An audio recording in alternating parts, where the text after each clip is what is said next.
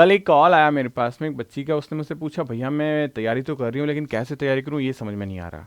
आपकी जो बुक है नर्सिंग कैप्सूल, क्या ये मेरे लिए इनफ होगी, अगर मेरा सिलेक्शन इससे हो जाएगा क्या। एंड सिर्फ उस बच्ची का नहीं, काफ़ी सारे लोगों का डाउट है कि एम्स के लिए हमें क्या पढ़ना चाहिए।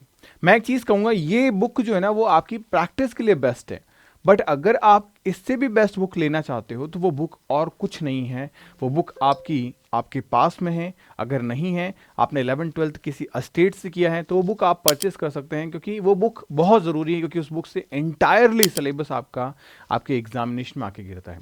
कौन सी बुक है बेस्ट बुक, जिससे पूरा का पूरा जो सिलेबस है आपका वो उस बुक पर डिपेंड है, हर एक क्वेश्चन उस बुक से आता है, जिसके बिना सिलेक्शन रियली सीरियसली इम्पॉसिबल है। क्या है, जैसे सिंपल सी उस बच्ची ने मुझसे पूछा भैया मेरे को तो बस एक सीट चाहिए, ज़्यादा का मुझे लालच नहीं, मुझे एक सीट चाहिए। मैंने कहा ठीक है, कि कंपटीशन 15 लाख लोगों का है, उसमें से अगर एक सीट चाहिए, सॉरी 15 लाख नहीं, 1.5 लाख का कंपटीशन है। अब 1.5 लाख के कंपटीशन में मुझे एक सीट चाहिए, यानी कि लेस देन 1%। रीज़न क्या है कि हमारे पास में सीटें 1500 से भी कम है। तो 1.5 लाख में से हमें 1% में आना पड़ेगा, 1%। अब मैं अगर सिंपली कहूं तो टॉप 1% कह सकता हूं, टॉप 1% में आना होगा। तो उसने मुझे कॉल किया, डेफिनेटली ये सब उसका कॉल नहीं, ये आप लोगों का भी कॉल हो सकता है आप मेरे तक नहीं पहुंच पाए, तो मुझे लगा वीडियो के माध्यम से मैं आप तक ये सारी बातें पहुंचा दूं। अब मैंने उसे एक चीज बताई, और वो चीज उसके लिए एक सबसे बेस्ट प्लान थी, जिससे उसका सिलेक्शन अगर वो इन 90 दिनों में के अंदर फॉलो करती है तो उसका सिलेक्शन कोई नहीं रोक सकता। अब वो प्रॉपरली प्लान क्या है उसके बारे में अगर मैं बात करूं, तो उस बच्ची ने पढ़ना स्टार्ट किया। अब सबसे पहले कुछ चीज़ें होती हैं कि आपके पास में एक सही प्लेटफॉर्म है, डेफिनेटली होगा, अगर नहीं है तो मेरे हिसाब से आप चाहे ऑफलाइन में आओ चाहे ऑनलाइन में आओ, आप एक पर्टिकुलर प्लेटफॉर्म को जरूर ज्वाइन करिएगा, बिकॉज इस प्लेटफॉर्म को ज्वाइन करने से आपके अंदर रेगुलरिटीज आती है, और रेगुलरिटी आपके सिलेक्शन या कंसिस्टेंसी आपके सिलेक्शन के लिए बहुत ज़्यादा ज़रूरी चीज़ है। उसके बाद अगर मैं बात करूं आपका सिलेबस, वो सिलेबस कंप्लीशन भी आपके लिए बहुत ज़्यादा ज़रूरी है, क्योंकि सिलेबस अगर आप कंप्लीट नहीं करोगे तो मैं कैसे एक्सपेक्ट करूं कि आप 90+ स्कोर कर पाओगे। सेकंड चीज, सिलेबस के साथ साथ आपको चाहिए एक प्रॉपर स्टडी मटेरियल, जिसमें आपको हर एक चीज प्रॉपरली मिली हो, जिसमें आपको लेक्चर हो, जिसमें आपके क्रैश कोर्सेज हो, जिसमें आपके टेस्ट सीरीज हो, जिसमें आपके उसमें प्रैक्टिस बुक हो। क्योंकि कहीं ना कहीं हर एक चीज का अपना एक रोल, अपना एक इंपॉर्टेंस होता है। जैसे हम खाना खाते हैं तो आपने देखा होगा खाने में हम रोटी भी लेते हैं, अचार भी लेते हैं, सब्जी भी लेते हैं, नमकीन भी लेते हैं, सैलेड भी लेते हैं। तो क्यों लेते हैं? अगर सिर्फ हम ओनली रोटी खाएं तब भी तो पेट भर जाएगा, बट हम सारी चीजें लेते हैं। रीजन कि हमारी डाइट में हर एक चीज का अपना एक रोल होता है, तब जाके हमारे जो न्यूट्रिशंस हैं वो फुलफिल हो पाते हैं। सेम चीज, हर एक चीज का अपना एक रोल होता है। टेस्ट सीरीज से 5 से 7 मार्क्स का इंक्रीमेंट होता है, क्रैश कोर्स से 5 से 7 मार्क्स का इंक्रीमेंट होता है, मॉक टेस्ट से 5 से 7 मार्क्स का इंक्रीमेंट होता है। तो ये 5 to 7 मार्क्स का जो इंक्रीमेंट है, यही हमें 90+ तक लेके जाएगा। सिर्फ सिलेबस को पढ़ लेने से हम सेलेक्ट नहीं हो पाते हैं, ध्यान रखिएगा। ये बात आप तब रियलाइज कर पाते हो जब आप बार बार ड्रॉप करते हो। आप देखो नीट में बच्चे ड्रॉपर क्यों बनते हैं? इसलिए नहीं कि वो सिलेबस नहीं पढ़ते, इसलिए क्योंकि वो टेस्ट नहीं देते, इसलिए क्योंकि वो मॉक टेस्ट नहीं देते, और जो ये देना शुरू कर देता है वो जाके सेलेक्ट होना शुरू हो जाता है। उसके बाद में सबसे इंपॉर्टेंट बुक आपके लिए जो है वो है आपकी NCERT। आपकी NCERT बुक जो CBSE पैटर्न पे बेस्ड है, ये बुक आपके लिए रामबाण है, ये बुक आपके लिए गीता है, यही बुक आपके लिए बाइबल है, क्योंकि इस बुक से ही एग्जाम में आपको क्वेश्चंस देखने को मिलेंगे। अब रही बात MCQ प्रैक्टिस की, आप NCERT के पीछे के MCQ क्वेश्चन को प्रैक्टिस करिए। आपके बैच में नर्सिंग कैप्सूल बुक आपको दी गई है, इससे आप प्रैक्टिस कर सकते हैं।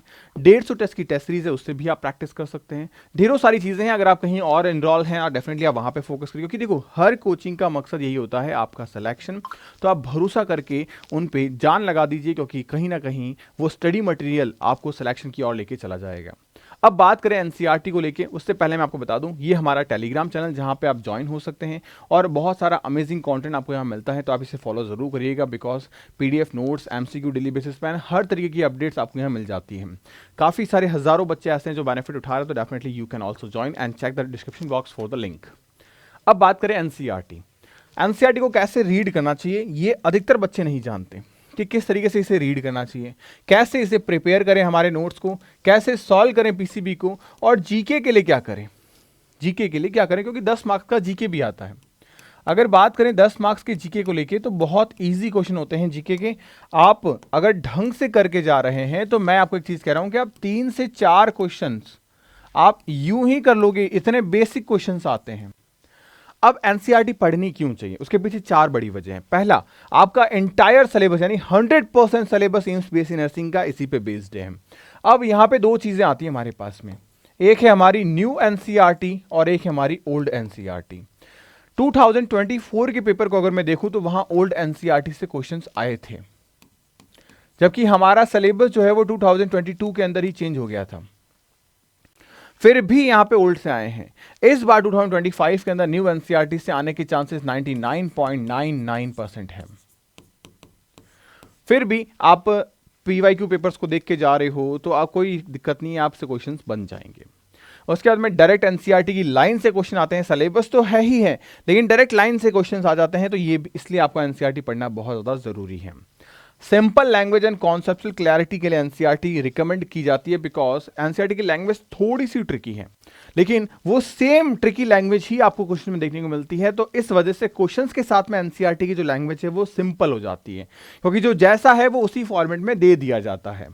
तो यहां पे ये चीजें इजी हो जाती हैं और ये हेल्प करता है आपके फंडामेंटल्स को बिल्ड करने में, क्योंकि जब आप किसी स्टेट बोर्ड से आते हो और एक आप सीबीएसई से आते हो तो सीबीएसई का जो पढ़ाने का सीक्वेंस है, जो चैप्टर्स का सीक्वेंस है, वो काफी ज्यादा इजी है आपके सब्जेक्ट को अंडरस्टैंड करने में, कॉन्सेप्ट को बिल्ड करने में। बाकी ऐसा नहीं कि हाँ किसी भी चैप्टर को कहीं भी घुसा दिया, उससे आपकी कॉन्सेप्ट बिल्डिंग में दिक्कत आ जाती है। तो ये मेन चीजें हैं, रीजन है जिसकी वजह से आपको एनसीईआरटी रिकमेंड की जाती है। अब एनसीईआरटी हमारे पास में है फिजिक्स, केमिस्ट्री, बायो की। तो फिजिक्स के एनसीईआरटी, बायो के एनसीईआरटी और केमिस्ट्री के एनसीईआरटी, इनको पढ़ने के अपने अलग अलग तरीके हैं, किस तरीके से इन्हें पढ़ना चाहिए। अगर मैं बात करूं फिजिक्स और केमिस्ट्री को लेके, तो फिजिक्स और केमिस्ट्री हमारे पास में क्वेश्चंस आते हैं न्यूमेरिकल बेसिस पे या डिजिट बेसिस पे। तो आप यहाँ पे थ्योरी रीड कर सकते हैं एनसीईआरटी से। अगर एनसीईआरटी आपने नहीं पढ़ी है अभी तक तो मैं आपको कहूँगा मत पढ़िएगा। तो क्या करें हम, तो आप जो भी नोट्स पढ़ते हुए आए थे आप उन नोट्स को फॉलो करो, उन नोट्स से आप पढ़िए, ठीक है। साथ ही साथ में हर एक लाइन को आप मार्क जरूर करिएगा अगर आपने पढ़ रखा है। अब एनसीईआरटी के पीछे के जो न्यूमेरिकल हैं उनको जरूर बनाइए, क्योंकि वो न्यूमेरिकल डायरेक्ट एनसीईआरटी से हैं और हिट होंगे सीधे आपके एग्जामिनेशन के अंदर। बाकी आपके पास में कोई चैप्टर वाइज या कोई टॉपिक वाइज आपकी टेस्ट सीरीज आपके पास में है, यू कैन ऑल्सो फॉलो, क्योंकि कहीं ना कहीं वैसे ही क्वेश्चंस आपको एग्जामिनेशन में देखने को मिलेंगे।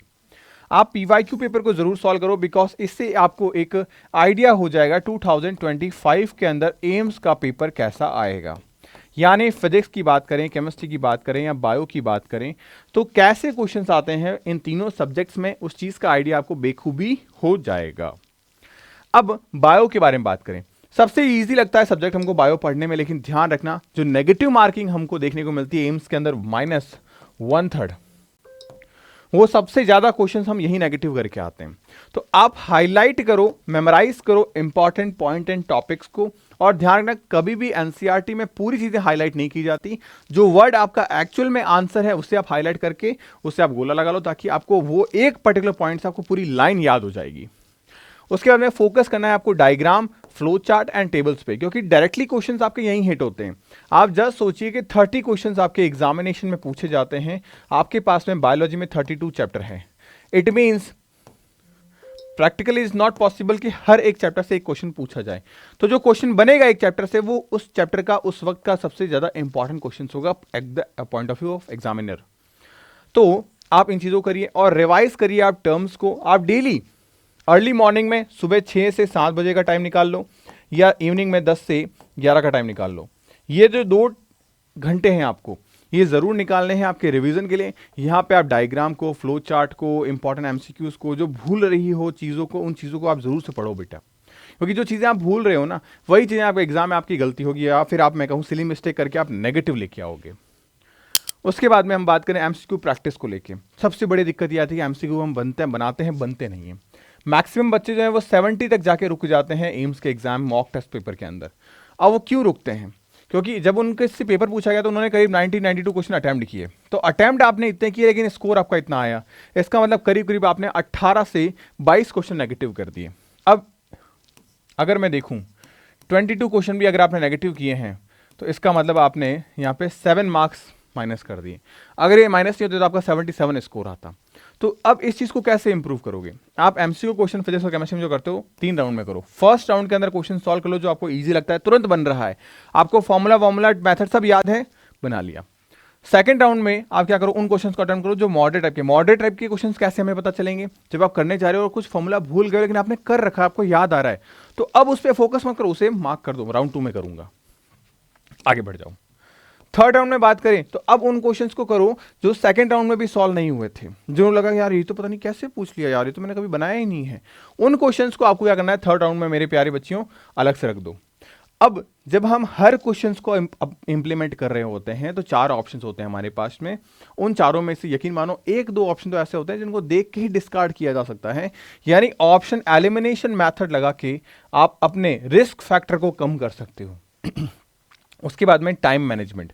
टाइम मैनेजमेंट का मतलब क्या हो गया, हमारे पास में 120 मिनट होते हैं 100 क्वेश्चंस को करने के लिए, अगर हमने प्रॉपर्ली टाइम मैनेज नहीं किया तो फिजिक्स का पेपर हमारा छूट जाएगा। तो इसीलिए आप जब घर पे मॉक टेस्ट पेपर करते हो तो कोशिश करो कि हर मिनट में एक क्वेश्चन करो, उस 1 मिनट में क्वेश्चन रीड भी करना है, अंडरस्टैंड भी करना है, फॉर्मूला भी मेमोराइज करना है, सॉल्व भी करना है, और सीबीटी है तो ओएमआर भरने की तो टेंशन हमको है नहीं। तो ये सारी चीजें आपकी होनी चाहिए, लेकिन इसके लिए आपको मॉक टेस्ट पेपर देने होंगे घर पे, और कम से कम कोशिश करो आज से भी अगर आप शुरू कर रहे हो, आप डेली अगर आप एक मॉक टेस्ट पेपर बनाते हो तो कम से कम 90 मॉक टेस्ट पेपर बना लोगे आप, और इज मोर देन इनफ। आपको मॉक टेस्ट पेपर चाहिए, आप टेलीग्राम ज्वाइन करो, एम्स का इंडिविजुअल टेलीग्राम बना रखा है, उसका लिंक मैंने डिस्क्रिप्शन बॉक्स में दे रखा है, एम्स नर्सिंग इंस्टीट्यूट के नाम से, आप फॉलो करो वहाँ पे। तो वहाँ पे मॉक टेस्ट पेपर, एमसीक्यू सब कुछ मैं आपको प्रोवाइड करवा रहा हूँ फ्री ऑफ कॉस्ट, तो डेफिनेटली आपके लिए बहुत ज़्यादा हेल्पफुल होगी वो सारी चीज़ें। और इस वीडियो के अंदर मैंने आपको बस ये बताने की कोशिश की कि आपके लिए एनसीईआरटी क्यों इंपॉर्टेंट है, एनसीईआरटी से आपका सिलेक्शन बेखूबी हो सकता है, बहुत अच्छे तरीके से हो सकता है, तो एनसीईआरटी को घोट के पी जाओ अगर आपका सपना एम्स है और इसी साल 2025 के अंदर सिलेक्शन लेना है। होपफुली वीडियो आपको पसंद आएगा, वीडियो को लाइक करना एंड चैनल को सब्सक्राइब करना। मिलते हैं नेक्स्ट वीडियो के अंदर, और अपने सजेशंस कमेंट सेक्शन में मेरे को जरूर लिख के दीजिएगा। Bye bye, take care, stay happy, stay healthy.